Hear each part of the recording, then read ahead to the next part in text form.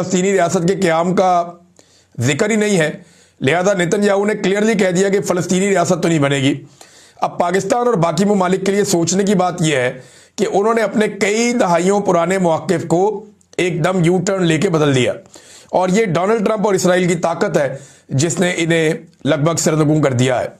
नाज़रीन, जो red zone है उसको एक्सटेंड कर दिया इसराइल ने।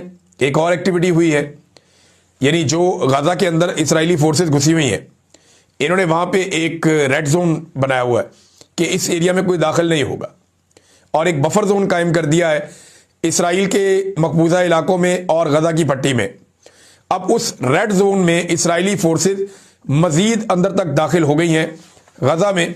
ये रिपोर्ट हुआ है आलमी मीडिया में, और इसके बाद इसराइल का कब्जा मजीद वहाँ पे मुस्तहकम हो गया है।